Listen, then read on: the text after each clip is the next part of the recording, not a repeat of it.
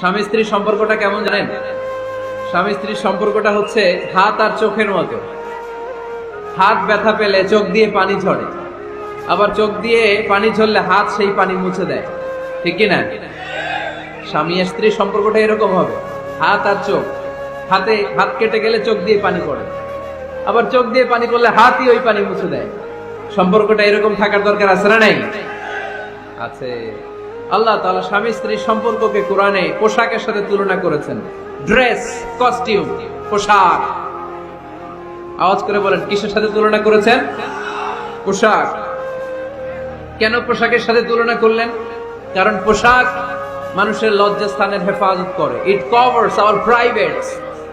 পোশাক, dress and costume, এটা আমাদের লজ্জাস্থানকে ঢেকে রাখে, আমাদের ঈমান বাঁচায়। তেমনি স্বামী তার স্ত্রীর চরিত্র হেফাজত করে, স্ত্রী তার স্বামীর চরিত্র হেফাজত করে, ঠিক কিনা?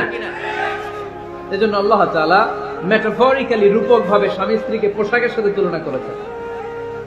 আবার পোশাক পরলে খুব সুন্দর লাগে, ডিজাইন করে, এমব্রয়ডারি করে, বিভিন্ন ডিজাইনের, বিভিন্ন স্টাইলের, বিভিন্ন ফ্যাশনের পোশাক মানুষ পরে।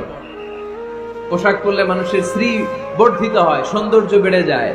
ঠিক তেমনি নারীর চোখে পুরুষ সুন্দর, পুরুষের চোখে নারী সুন্দর, ঠিক কিনা? পোশাকের 3 নাম্বার কাজ হচ্ছে পোশাক মানুষকে কমফোর্ট দেয়, আরাম। এই যে শীতকালে আপনারা অনেকে ব্লেজার পরে আসছেন, অনেকের গলায় মাফলার, অনেকের গায়ে চাদর, আরাম লাগে না? কথা বলেন না কেন? লাগে।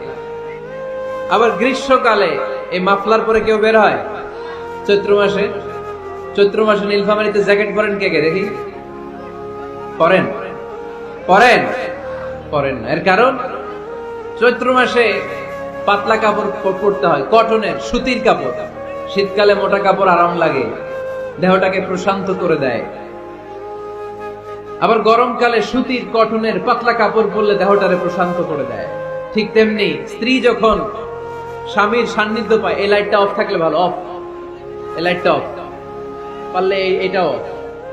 স্ত্রী যখন স্বামীর সান্নিধ্য পায়, স্ত্রী প্রশান্ত হয়ে যায়।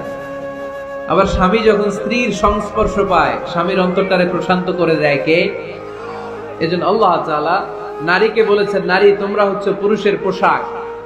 আবার পুরুষদেরকে বলেছেন, ও পুরুষরা তোমরা নারীদের পোশাক। পড়েন আল্লাহু আকবার। রব্বুল আলামিন বলেন, হুন্না লিবাসুল লাকুম ওয়া আনতুম লিবাসুল লাহুন। ও নারীরা, তোমরা তোমাদের স্বামীদের পোশাক, আর তোমাদের স্বামীরা হলো তোমাদের পোশাক। পোশাক যেমনি লজ্জাস্থানকে ঢেকে রাখে, ঈমান ইজ্জতের হেফাজত করে, আব্রু ঢেকে রাখে, তেমনি স্বামী তার স্ত্রীর চরিত্রের হেফাজত করে, স্ত্রী তার স্বামীর চরিত্রের হেফাজত করে। পোশাক যেমনি সুন্দর, স্ত্রীর চোখে স্বামী সুন্দর, স্বামীর চোখে স্ত্রী সুন্দর। পোশাক যেমনি মানুষকে আরাম দেয়, প্রশান্ত করে দেয়, স্বামী আর স্ত্রী একে অপরের সংস্পর্শ পেলে তাদের হৃদয়টাও প্রশান্ত হয়ে যায়, ঠিক কিনা? এজন্য আল্লাহ তাআলা পোশাকের সাথে তুলনা করেছেন। পোশাক একে অপরের পোশাক চামড়ার সাথে লেগে থাকে না, আলাদা থাকে। তার মানে স্বামী স্ত্রী সম্পর্কটা এরকম, মিলেমিশে ভালোবেসে একাকার, ঠিক কিনা? আন-নিসাউ শাকাইকুর রিজাল, নারীরা পুরুষদের কাউন্টার পার্ট। নারী হচ্ছে পুরুষের সহযোগী। এই পৃথিবীর এই সভ্যতা, এই সিভিলাইজেশন, এই উন্নয়ন, এই ডেভেলপমেন্ট, এটা শুধু পুরুষরা করে নাই। এই উন্নয়নের অংশীদারিত্বে আমাদের বোনদের, নারীদেরও হাত আছে না নাই?